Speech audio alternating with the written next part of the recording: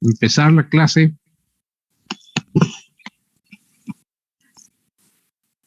Bien, entonces, ¿pudieron resolver su ejercicio?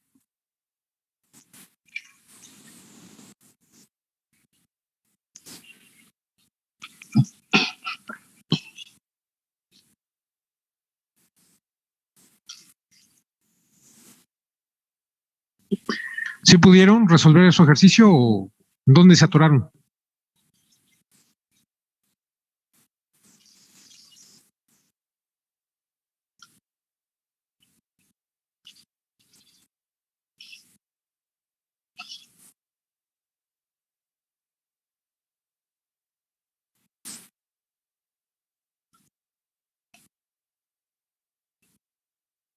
Bueno, ok, entonces vamos a revisar.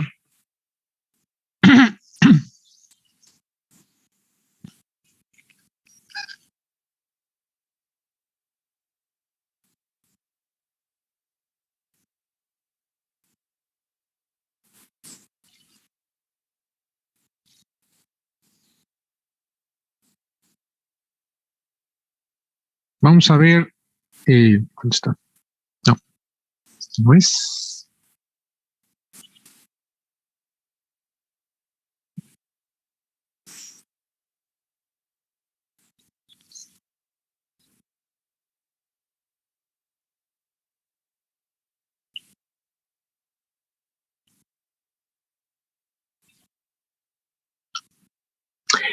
Bien, entonces vamos a ver cómo se resolvía este ejercicio. Ok, entonces tenían ustedes este cilindro, tenían las propiedades. Sabía que las fibras siempre tienen una orientación de 55 grados con respecto a la generatriz del cilindro. Entonces, el primer caso era, pues, estaba sometido a presión y estaba tapado el tubo. Y entonces, pues, el problema consistía en encontrar la presión a la cual este tubo falla por resistencia, o sea, se rompe. Bien, entonces, como les decía, ustedes tienen un problema de estructuras. Y lo primero que tienen que hacer, pues, es encontrar las cargas sobre la estructura. Ahora, ¿cuál es la estructura? Pues la estructura es una pared, es un tubo que está sometido a presión. Bien. Entonces, si nosotros analizamos esa parte, aquí yo tengo dibujada la superficie o esquematizada la superficie mediana. Primero, nos damos cuenta que este es un caso de estructuras de pared delgada. ¿Por qué? Porque si ustedes dividen 125 entre 5, ¿cuánto es 125 entre 5?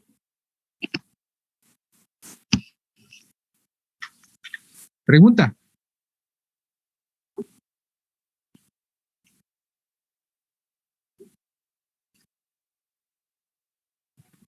25 veces. 25.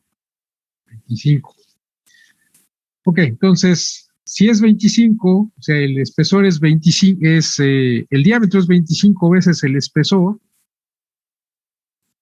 sea, quiere decir que sí estamos en la condición de pared delgada. Y por lo tanto, podemos suponer que la pared de este tubo es una membrana. Se está comportando como una membrana. ¿Sí? Entonces, si la pared del tubo se está comportando como una membrana, entonces quiere decir que al material del que está hecha esta membrana, pues sí le podemos aplicar o le aplican las ecuaciones que vimos durante todo este segundo parcial. ¿Sí? Porque lo que vimos fue las ecuaciones constitutivas de un material compuesto que se está comportando como una membrana. ¿Sí? Entonces, eso es lo primero. Segundo, bueno, ya que tenemos o que ya identificamos que esta es una membrana, entonces sabemos que la membrana, ¿cuáles son las cargas que puede soportar una membrana? Pregunta.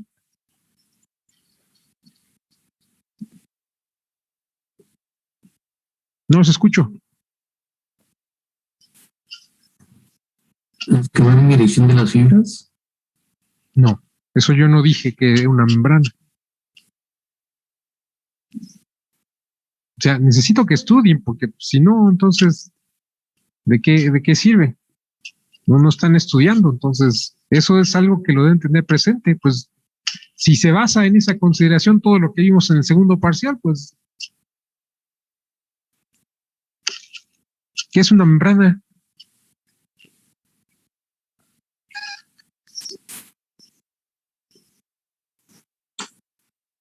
Es un elemento estructural donde las cargas se pueden soportar en la superficie mediana y no soporta cargas perpendiculares.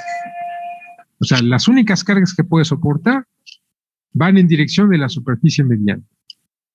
¿Estamos de acuerdo? No puede soportar carga transversal. O sea, esta membrana no está sometida a momentos frictores. ¿Sí estamos de acuerdo? Bueno, entonces tenemos que analizar primero al nivel de la estructura.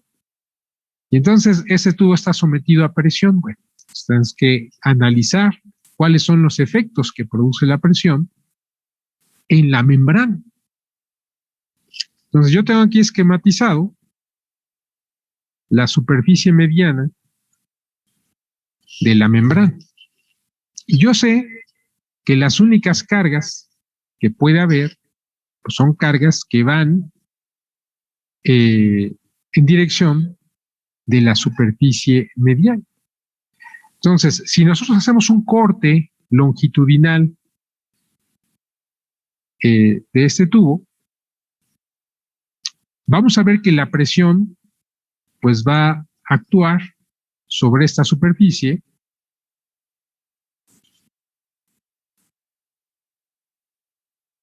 y la presión por esta superficie pues va a ser esta longitud por el diámetro que está aquí y eso va a producir esta fuerza. Pero, ¿quién está resistiendo esta fuerza? ¿Esta fuerza a dónde se está yendo? Bueno, se está distribuyendo justamente en las paredes de este tubo, que es una membrana, y está produciendo unas cargas que van en dirección circunferencial de la membrana, como está esquematizado aquí. Bien, entonces, nos damos cuenta que esta FC va a ser igual a P por el diámetro por la longitud. Ahora, la superficie en la que se está distribuyendo esta fuerza va a ser 2 veces, porque tengo aquí esta sección transversal de la pared y esta sección de la pared, entonces es 2 veces el espesor de la pared por la longitud. De tal manera que yo puedo conocer cuánto es el esfuerzo en el material que va en dirección circunferencial con respecto a la pared del tubo. ¿Sí? Yo tengo mi elemento representativo de volumen, de membrana, al cual le puedo poner un sistema de ejes coordenados. Y el sistema de ejes coordenados que yo le puse es este que está aquí. Esta dirección X es una dirección, la dirección que va, es la dirección de la generatriz. Y el eje Y es una dirección circunferencial con respecto al sí. De tal manera que mi elemento representativo de volumen, pues es este. Entonces yo me doy cuenta que en dirección circunferencial, o sea que en este caso es en la dirección Y, yo puedo pasar de las cargas a la estructura a los esfuerzos en el material. Si yo relaciono las cargas con las superficies en las que está actuando, yo identifiqué ya la carga, puedo cuantificarla en términos de la presión, conozco las características geométricas de la estructura, por lo tanto puedo saber esta carga en qué superficie se está distribuyendo y por lo tanto encontrar en el material el esfuerzo circunferencial. Entonces va a ser esta FC, que va a ser a su vez P por D por L, entre la superficie que está actuando, que es 2 veces E por L. De tal manera que aquí yo estoy pasando con esta ecuación del nivel de la estructura al nivel del material. Bien. Por otro lado, si yo hago un corte transversal de este tubo, pues me doy cuenta que va a aparecer una carga axial, esta que está aquí. ¿Cuánto va a ser esta carga axial? Pues la presión por el área de este círculo. ¿Cuánto es el área de este círculo? Pues 1/4 de pi por diámetro al cuadrado. Si eso lo multiplico por la presión, pues entonces lo que obtengo es la carga axial que la presión está produciendo en el área de este círculo, es decir, en la sección transversal del tubo. ¿Cuánto es la superficie en la que se está distribuyendo esta área? Pues es la superficie resistente de la pared del tubo. ¿Cuál es esa superficie resistente de la pared del tubo? Pues el perímetro, pi por diámetro, por el espesor. Si ustedes quieren, pues el diámetro externo, pi, 1/4 de pi por el diámetro externo al cuadrado, menos 1/4 de pi por el diámetro interno al cuadrado. Pero como estamos hablando de una pared delgada, pues yo puedo hacer esto, pi por diámetro por el espesor. Bien, entonces, si yo relaciono la carga de la estructura y identifico la superficie en la que se está distribuyendo esa carga, entonces puedo pasar al nivel del material y lo que obtengo es justamente el esfuerzo que va en dirección axial, en dirección de la generatriz, que va a ser mi eje X. Y va a ser igual a esta FA entre esta superficie. Entonces aquí obtengo dos relaciones importantes que me pasan justamente del nivel de la estructura al nivel del material.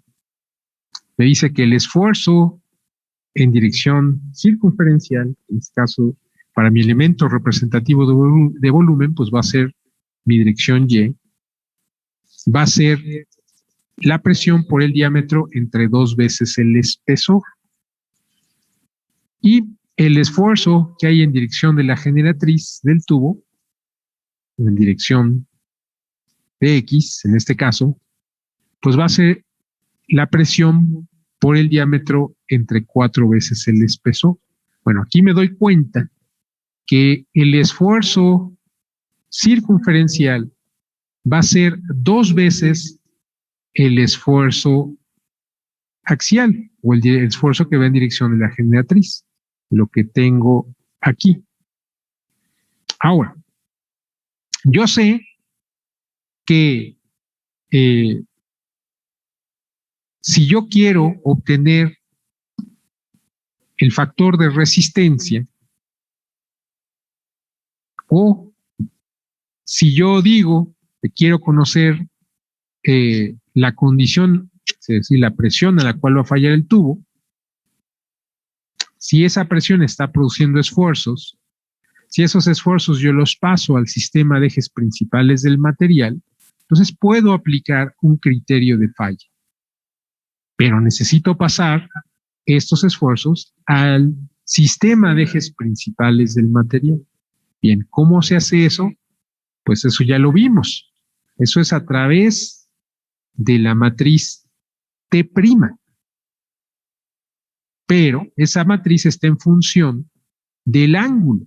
Pero el ángulo yo lo conozco porque son los 55 grados. ¿Sí? ¿Se entiende? Entonces, yo ya tengo cuánto vale este, cuánto vale este, cuánto vale este. Yo sé que el esfuerzo cortante es 0. ¿Por qué? Porque al tubo no le estoy imponiendo ningún momento de torsión. Primero, yo estoy considerando que es una membrana. Si es una membrana, entonces la membrana no puede soportar carga transversal. Si yo tuviera, o si este tubo estuviera funcionando como una viga, habría un cortante transversal. Sin embargo, ese cortante transversal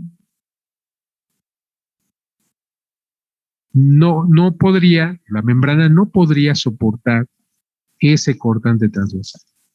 Podría soportar el momento flector producido por ese cortante transversal, pero no el cortante transversal. Entonces, la única manera en que pudiera haber un esfuerzo cortante en la pared del tubo es que yo le impusiera un momento de torsión, pero no le estoy imponiendo ningún momento de torsión. Por lo tanto, entonces, si no hay una carga que vaya en dirección circunferencial, o más bien una carga tangente a mi sección transversal, que se distribuya en el perímetro de esta circunferencia, o más bien el perímetro de este círculo, que pues, es una circunferencia, pues entonces no tengo esfuerzo cortante. Y lo vemos aquí. Esta sería la representación del estado de esfuerzos que habría en algún punto de un elemento representativo cualquiera, en algún punto que pertenezca a la superficie mediana de este cilindro. Tendríamos esta condición. Pues no tendríamos esfuerzo cortante, componente de esfuerzo cortante. Y sabemos que nuestro tensor de esfuerzos, como es material de una membrana, pues aplica la condición de esfuerzo plano, es decir, solamente habría tres componentes, las posibilidades de tres componentes de tensor de esfuerzos, sigma X, sigma Y y tau XY. Pero, como yo no tengo nada que me produzca un esfuerzo cortante tau XY, entonces las únicas dos componentes que son diferentes de cero pueden ser sigma X y sigma Y. Bien, entonces, con esta transformación, pues entonces yo puedo encontrar las componentes del tensor de esfuerzos, pero ahora proyectados en el sistema de ejes principales del material. O sea, de esto que está aquí, de esta condición, entonces lo que se obtiene son estas tres ecuaciones. Si sigma Y es igual a 2 veces sigma X, pues entonces quiere decir que yo puedo poner en lugar de sigma Y, sigma X, porque sé la relación que hay entre los dos. Bien, entonces, aquí ya tengo esto que está aquí.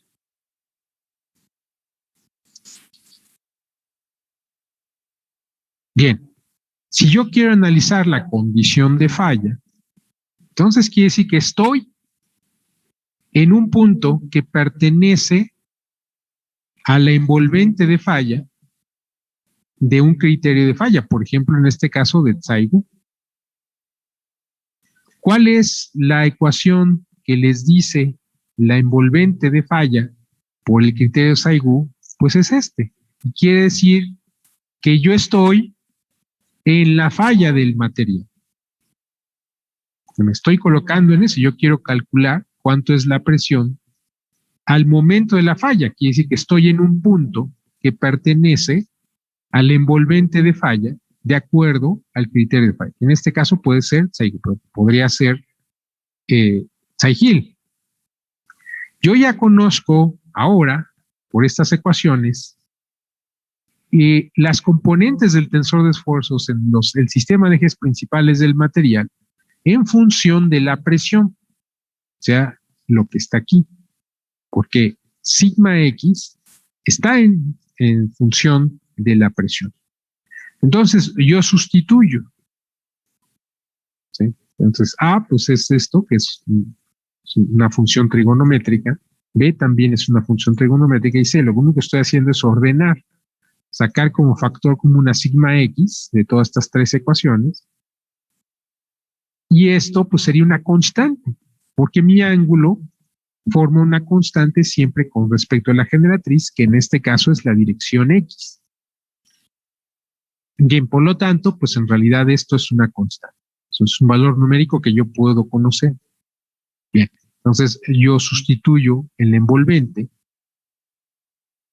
y me encuentro con que llega una ecuación de segundo grado. Bueno, pues la ecuación de segundo grado ustedes ya saben cómo se soluciona y por lo tanto, pues entonces ustedes identifican cuánto va a ser sigma x como la presión. Ustedes pueden sustituir en lugar de sigma x la presión y entonces encuentran que la presión va a corresponder a 4.7 megapascales, es decir, a 47 bar. ¿Se entendió? ¿Dudas? ¿Dudas?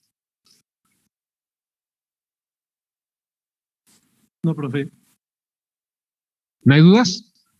Profe, ¿el diámetro que ocupamos es el interior o el exterior? No. Bueno, ok, mira, estamos hablando de un tubo de pared delgado.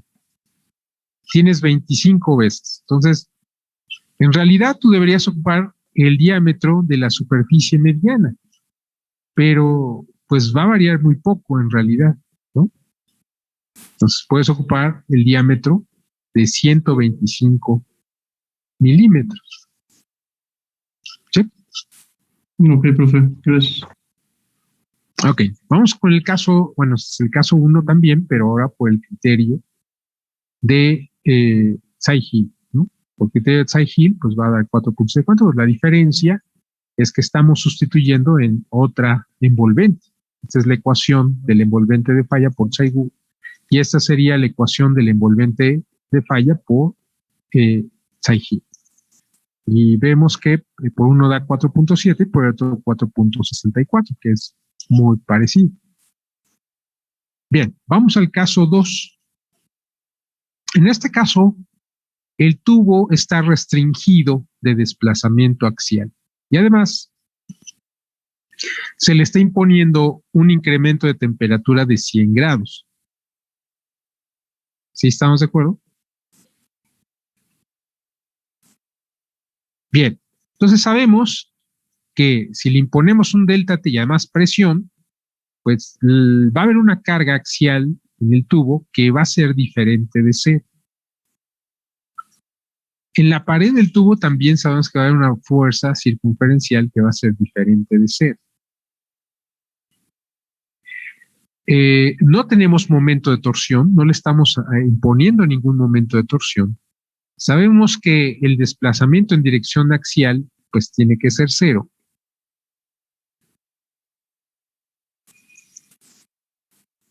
¿Sí? Bueno, aquí es V, pues es diferente de cero, más bien aquí me equivoqué, aquí lo vamos a corregir de una vez.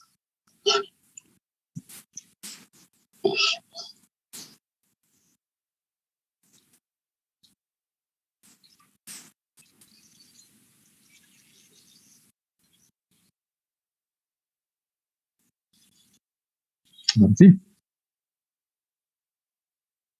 Aquí. Entonces, el desplazamiento en circunferencial, pues va a ser diferente de cero, por lo tanto, sabemos. Bueno, y además, tenemos que en esta situación, el eje X y el eje Y no corresponden al sistema de ejes principales del material. Y por lo tanto, cuando ustedes transforman sus matrices de rigidez y flexibilidades a un sistema que es diferente a los ejes principales del material, entonces en esas nuevas matrices de rigidez van a aparecer elementos 1,6, 2,6, 6,1 y 6,2. Eso significa que va a haber un acoplamiento extensión cortante. Eso también ya lo vimos. Eso significa que si yo impongo al material esfuerzos, entonces el material no solo va a responder con deformaciones axiales, epsilon X y epsilon Y, sino además también deformaciones angulares. Esto, para el tubo, eso significa que el tubo se va a torcer, es decir, va a haber un giro de un extremo con respecto del otro. Bien, entonces, si sobre el tubo no hay carga axial, o más bien la carga axial es diferente de cero, perdón, entonces quiere decir que sigma X va a ser diferente de cero. Si hay una fuerza circunferencial,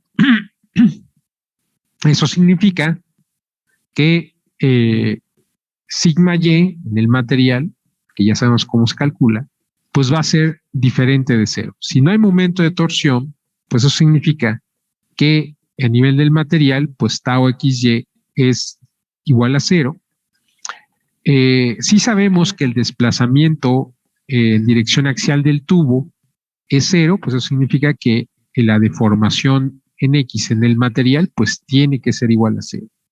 Sabemos que puede expandirse, es decir, el diámetro del tubo puede crecer o puede disminuir, ¿no? Dependiendo, pero en todo caso va a ser diferente de cero. Y por lo tanto, quiere decir que epsilon Y, ya en nuestro elemento representativo del material, nuestro elemento representativo de volumen, pues va a ser diferente de cero. Ahora, como sabemos que no estamos en el sistema de ejes principales del material, entonces, evidentemente, la deformación angular XY tiene que ser diferente de cero. Bien, entonces, ¿qué es lo que conocemos? Pues conocemos sigma Y en función de la presión. Sabemos que sigma X va a ser diferente de cero, por lo tanto, pues esa es una incógnita. Sabemos que tau XY va a ser cero, pues esa la conocemos. Delta T, pues es diferente de cero, pero lo conocemos porque son 100 grados Celsius. En principio, nosotros podríamos conocer, pues, los coeficientes de expansión térmica, de hecho los tienen. Sabemos que epsilon X es igual a cero. De tal manera que aquí aparece un sistema de ecuaciones algebraicas. Es decir, tenemos tres incógnitas que serían epsilon Y, gamma XY y sigma X, y tenemos tres conocidas. Tenemos que epsilon X es igual a cero, que tau XY es igual a cero. Sabemos que sigma Y lo podemos encontrar en función de la presión, así que no hay problema. Entonces tenemos un sistema de ecuaciones. Ahora, eso también lo podemos manejar en el sistema de ejes principales del material. ¿Sí? Entonces, primero tenemos que resolver el sistema de ecuaciones que está aquí. Y ya una vez obtenido resuelto el sistema de ecuaciones, ya sabemos cuánto vale sigma X y sigma Y, y por lo tanto, lo podemos transformar el tensor, lo podemos proyectar el tensor en el sistema de ejes principales del material. Bien, ¿dudas hasta aquí? Entonces, esas ecuaciones están aquí. Este es el sistema de ecuaciones algebraicas. Bueno, ya una vez resuelto, ¿sí? Entonces, pues llegamos a estas ecuaciones que están aquí.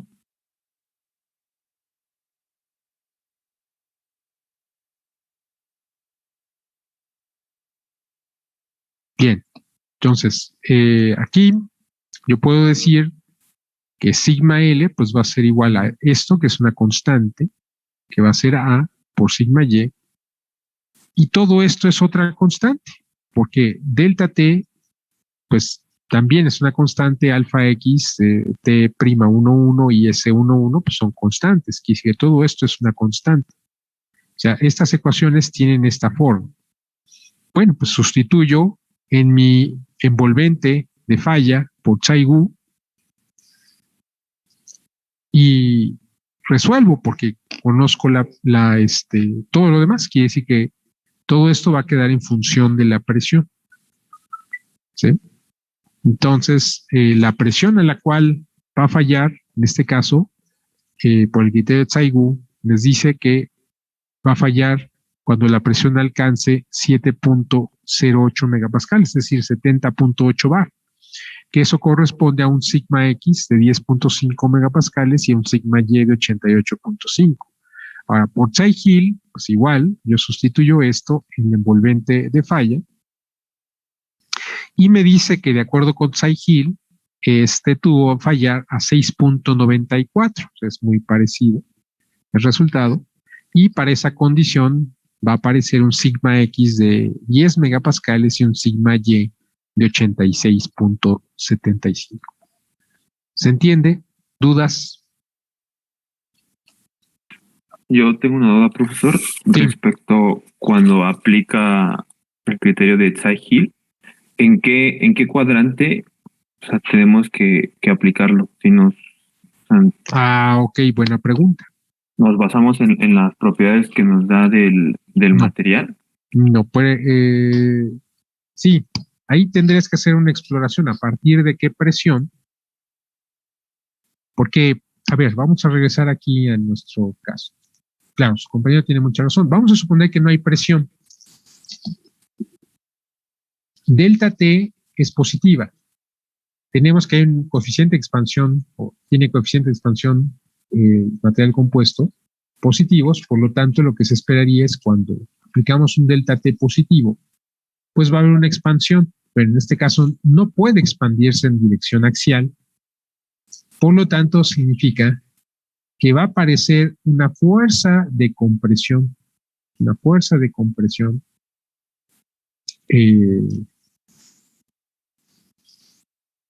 sea, una fuerza de compresión, quiere decir que en principio, si no hay presión, entonces empezaría a ver, simplemente por el incremento de temperatura se produciría un esfuerzo de compresión, es decir, un esfuerzo negativo. Pero ahora vamos a suponer que le empezamos a aplicar presión. ¿Sí estamos de acuerdo? Empezamos a aplicar presión.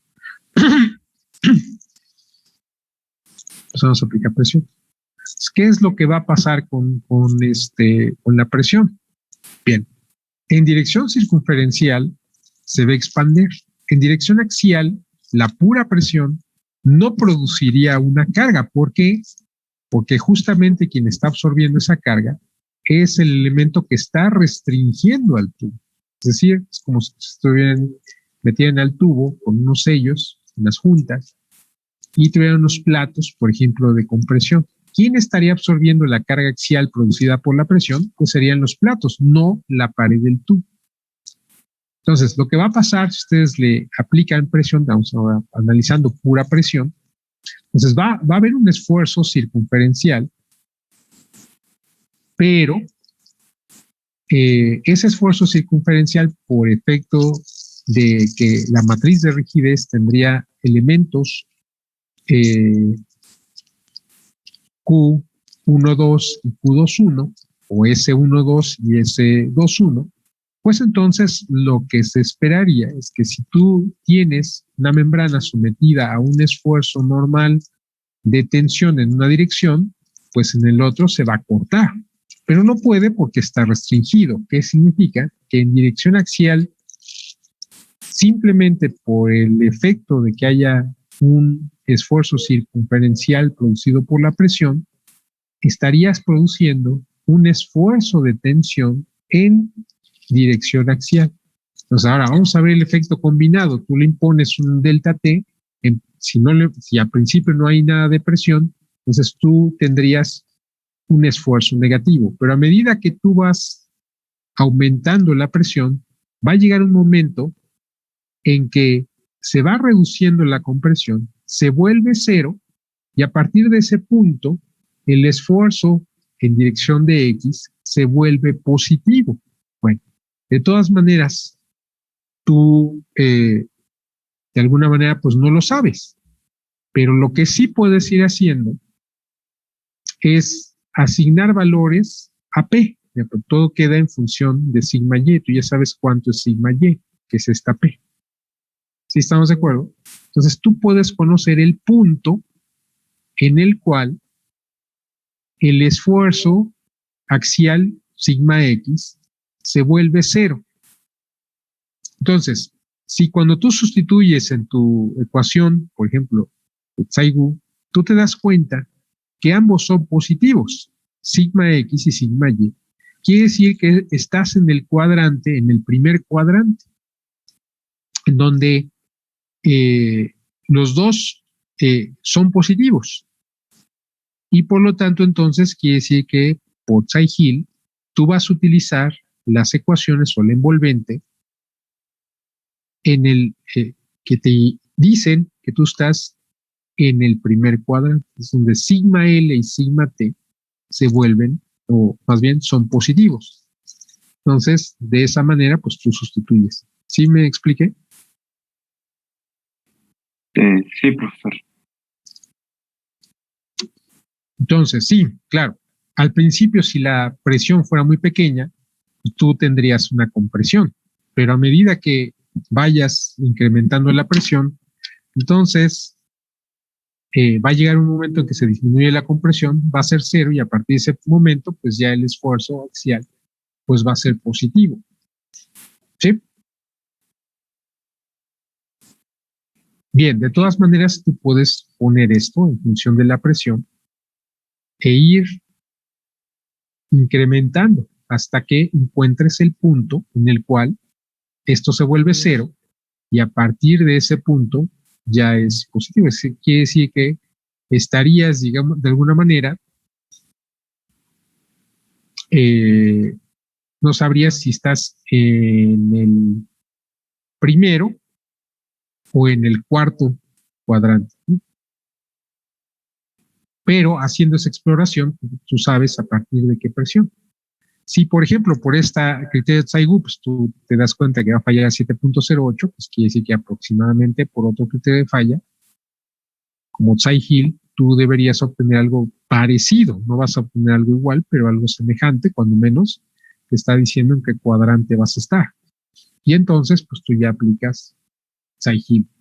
Aunque si no lo supieras, pues entonces tú identificas el valor al cual va a ser,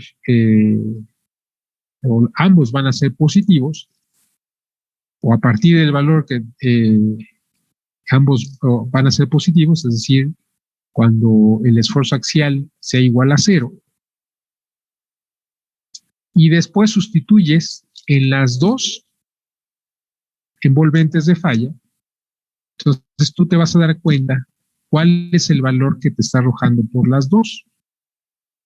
Si,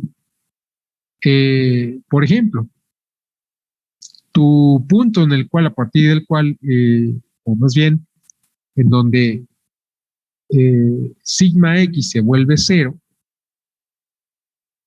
va a haber una presión ahí.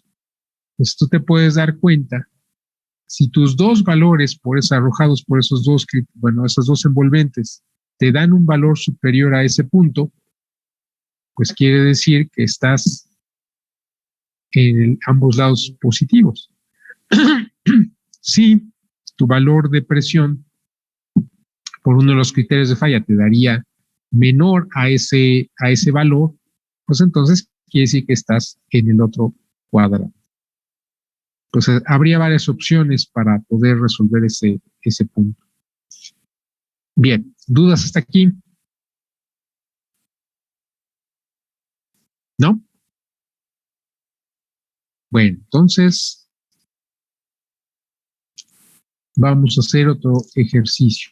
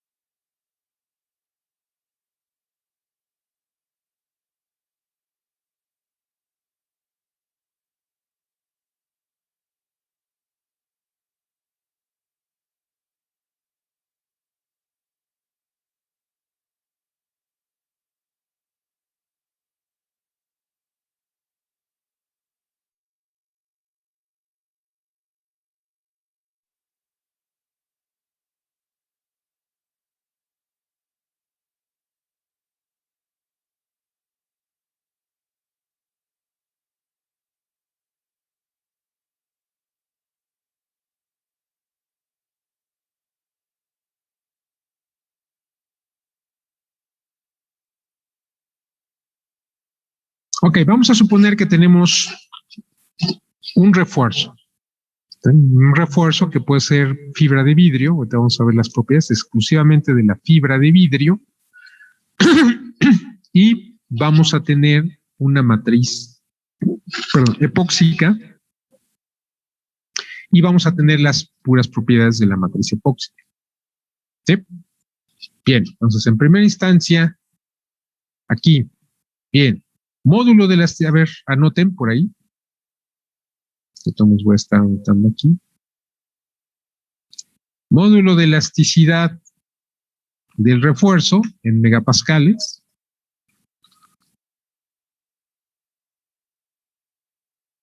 Ahorita vamos a poner.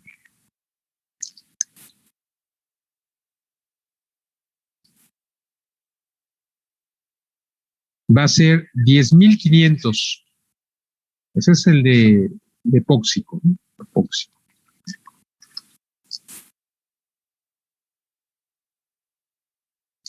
Perdón, epóxico. Entonces, módulo de elasticidad de la matriz en megapascales, 10.500. ¿Estamos de acuerdo? Bien.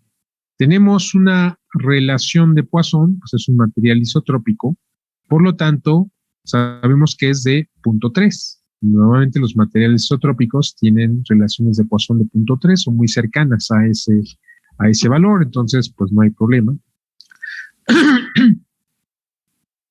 A ver, permítanme tantito.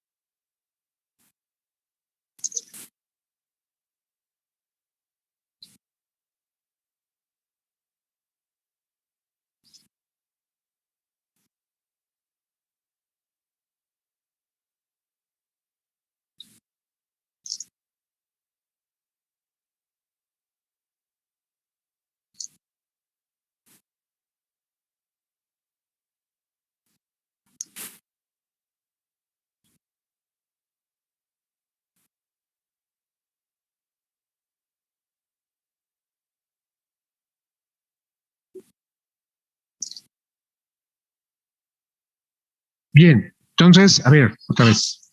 Módulo de elasticidad del epóxico, o sea, de la matriz en megapascales, 10.500. La relación de Poisson va a ser 0.3. El módulo de corte, o sea, G, para el caso de la matriz, como es un material isotrópico, pues solamente tiene 1. Vamos a considerar que tiene 4.038.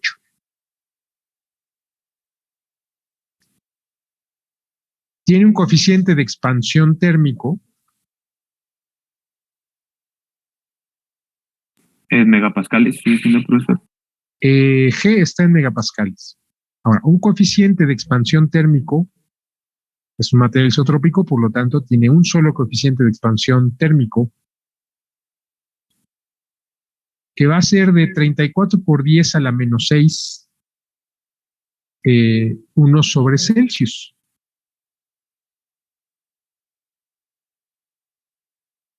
Y va a tener un coeficiente de expansión higrométrico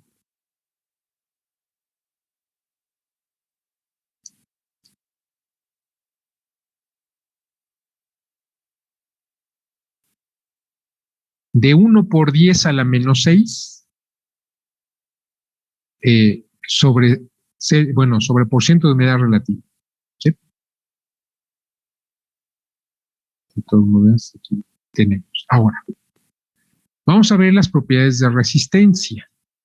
¿Sí estamos de acuerdo? Entonces, vamos a tener un esfuerzo de cedencia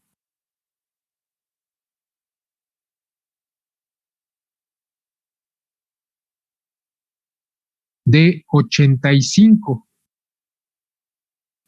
megapascales.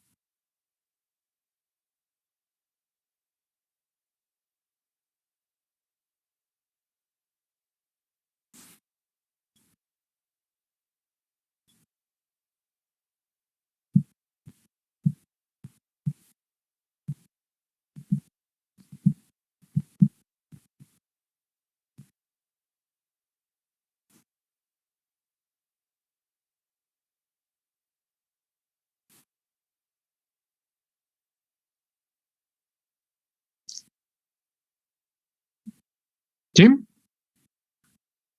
Bueno, más bien, ok. ¿Sí?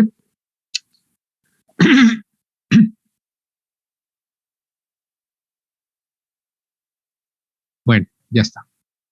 Ok, vamos con el refuerzo. El refuerzo va a ser una fibra de vidrio tipo E. Vamos a tener un módulo de elasticidad, también es isotrópico. Vamos a tener un módulo de elasticidad de 72.400 megapascales. Vamos a tener una relación de Poisson de 0.2. Vamos a tener un módulo de corte de 30.000 megapascales y vamos a tener un coeficiente de expansión térmico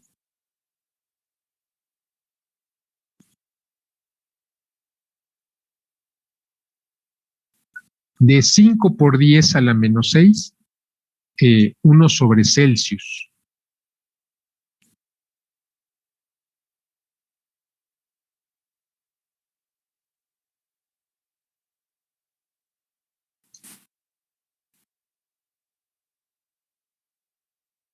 ¿Sí? Bien, entonces aquí vamos a suponer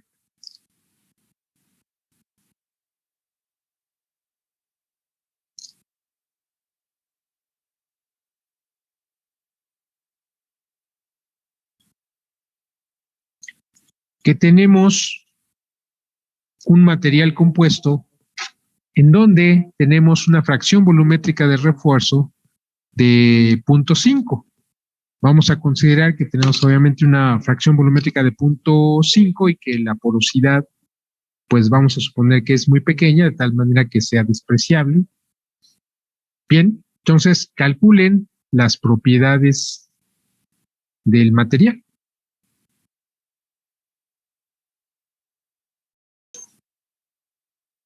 Bien, ¿ya lo tienen? Bueno, además creo que me faltaron las propiedades de resistencia.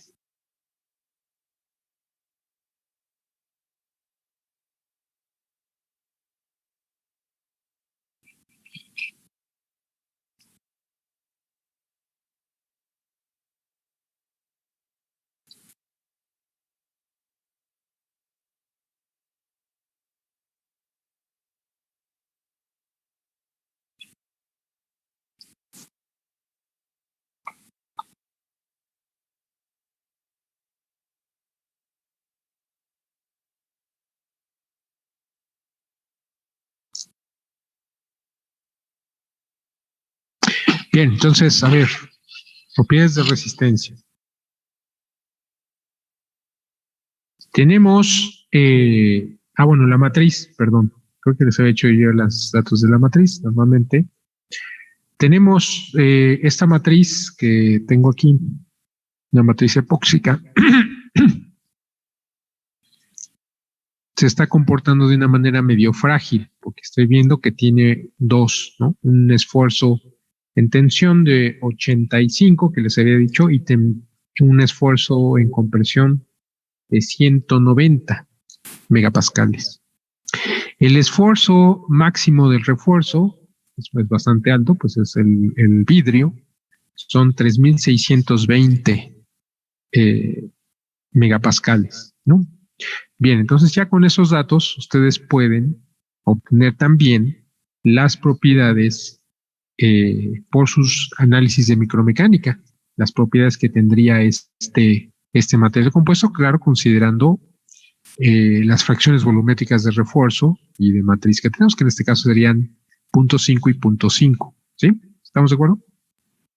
Bien, entonces, bueno, ya habían empezado el cálculo de las propiedades elásticas, entonces en principio, bueno, elásticas y también... Profesor, ¿puede repetir por favor los esfuerzos para la matriz? Sí. En tensión, 85, en compresión, 190 megapascales. Gracias. ¿Sí? El esfuerzo máximo en tensión del refuerzo, 3620 megapascales. ¿Sí? Bien, entonces, ¿qué nos quedamos? Ok. Entonces, ustedes ya pueden conocer las propiedades elásticas, ¿no? ¿Ya la tienen?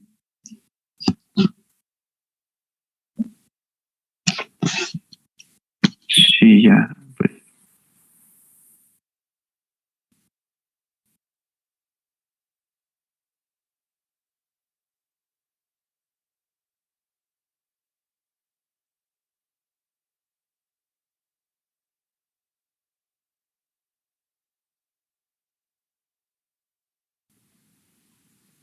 Bien, a ver, vamos a revisar.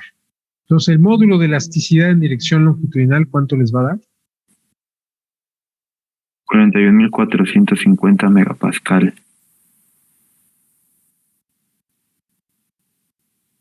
41.450. Ok, muy bien. El módulo de elasticidad transversal, ¿cuánto les da? Me da 18.340.1688 megapascal. Muy bien. La relación de Poisson LT. LT 0.25. Ajá. La relación de Poisson TL. 0.1106. Ajá. Muy bien. GLT, ¿cuánto les da? 7.117.92 megapascal. Muy bien. Alfa L.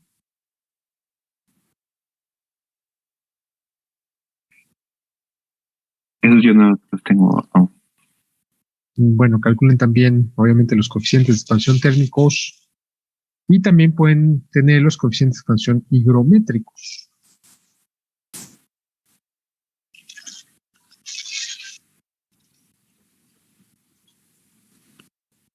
Alfa T me dio de 1.45 por 10 a la menos 5. ¿Cuál? Alfa T. A ver, alfa L debe de dar 2, 4, 6, 7 por 10 a la menos 6, 1 sobre Celsius, y en transversal debe dar 20 por 10 a la menos 6, 1 sobre Celsius.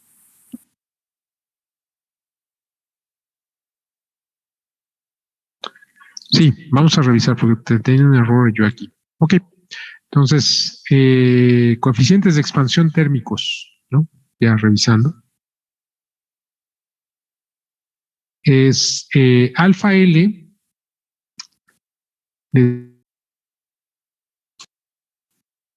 no, es 9 por 10 a la menos 6, 1 sobre Celsius. Y alfa T es 20 por 10 a la menos 6, 1 sobre Celsius. Eso es lo que les debe de dar. Bien, entonces, a ver, vamos a hacer algo con este material.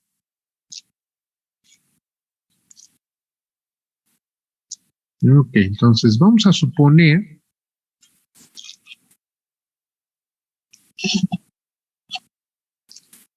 ¿qué le imponemos? Dejen ver qué es lo más... Bueno, le vamos a imponer esfuerzos. Vamos a suponer que tenemos aquí, voy a hacer un esquema.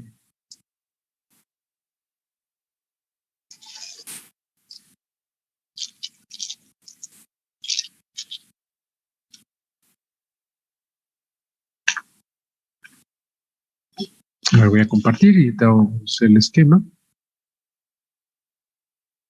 Bueno, sí.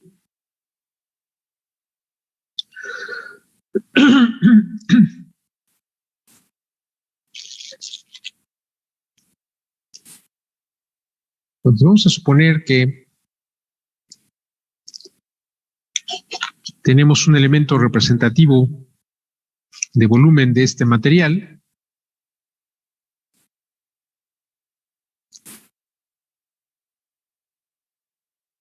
Como el que está aquí en la figura.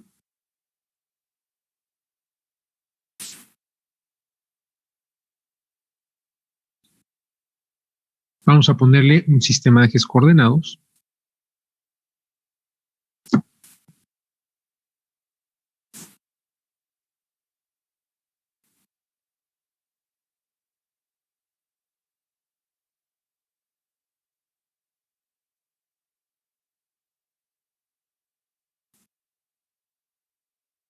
Entonces, este va a ser nuestro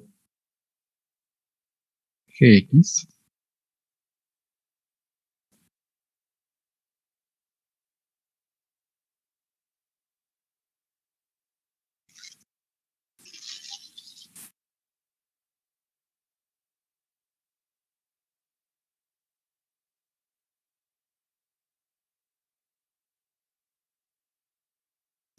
Y vamos a tener nuestro eje Y.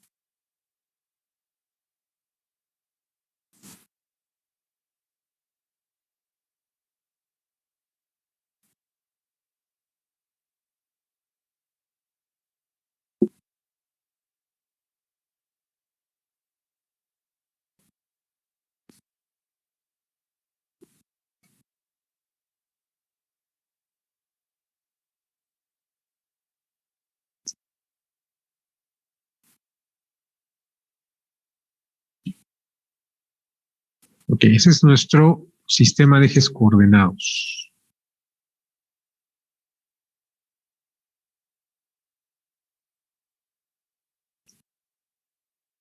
X. Ahora vamos a poner una orientación de fibras. ¿Qué orientación de fibras quieren?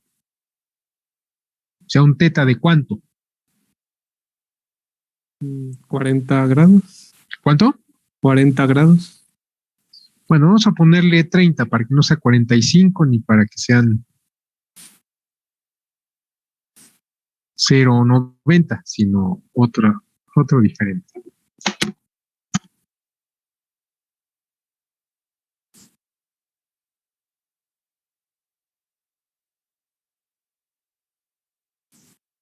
Bien, entonces vamos a tener refuerzo.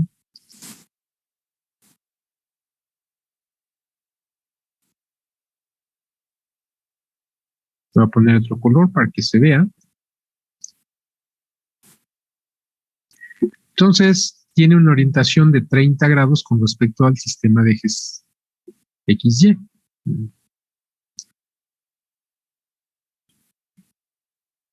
¿Está?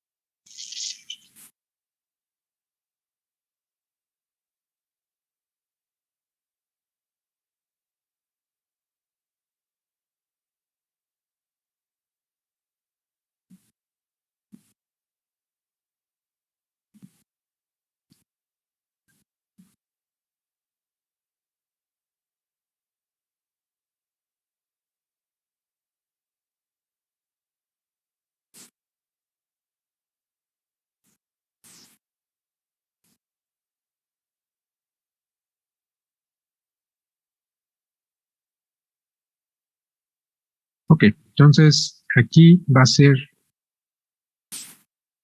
un ángulo teta.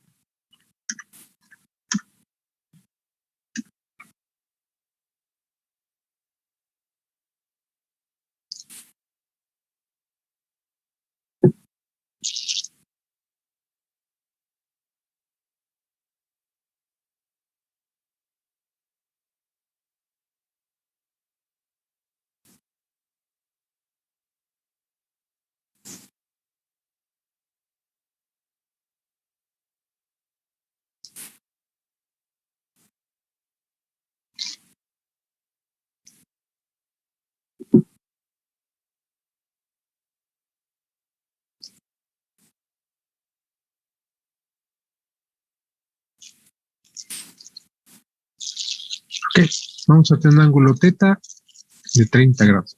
Para que no-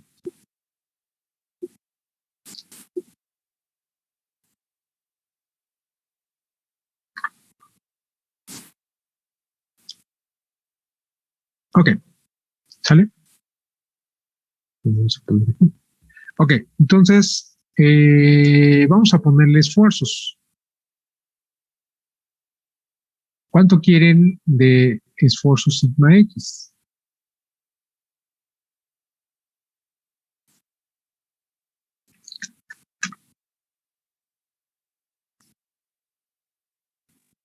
$33 megapascal. Ok, 33 megapascales. Ok,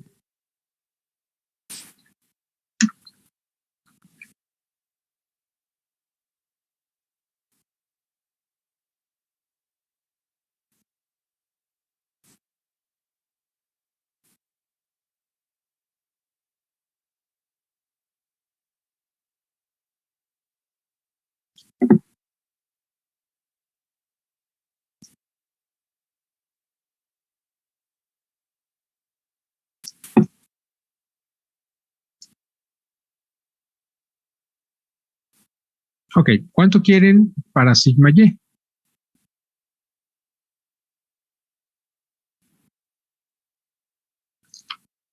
$55 megapascal. Bueno, pero le vamos a poner menos 55. 50. Ok. Ok, y tau XY, ¿cuánto? De 20.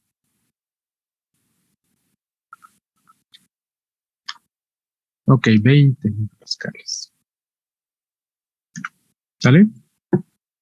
Delta T, ¿cuánto? 70 grados. 70 grados.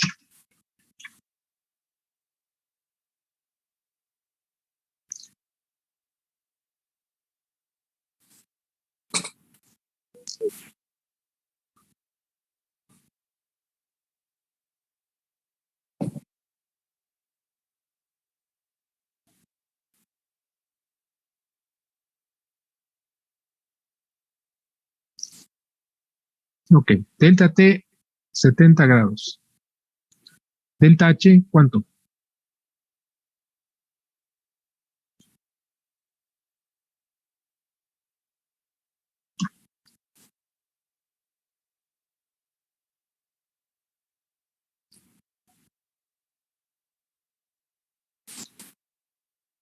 ¿Cuánto quieren de incremento de humedad relativa?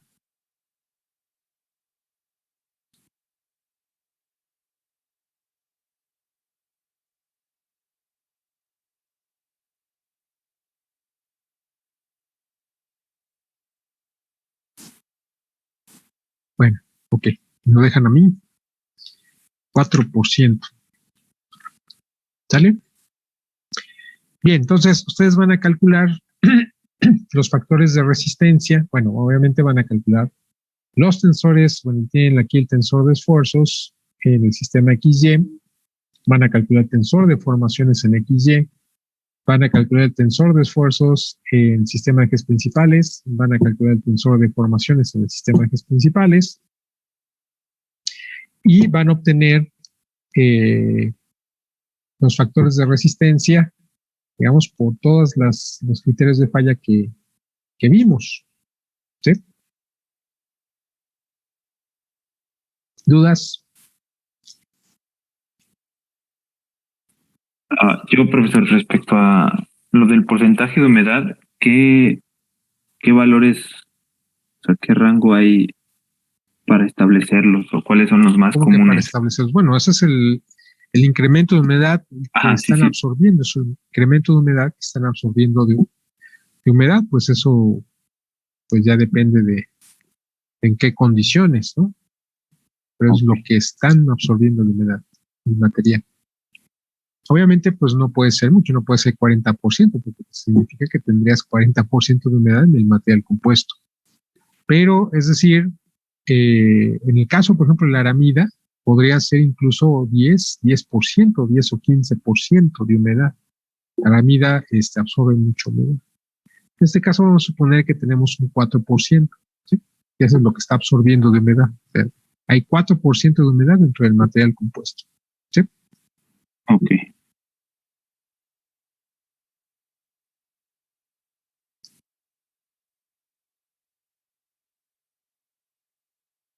Bueno, pues entonces, ¿dudas hasta aquí?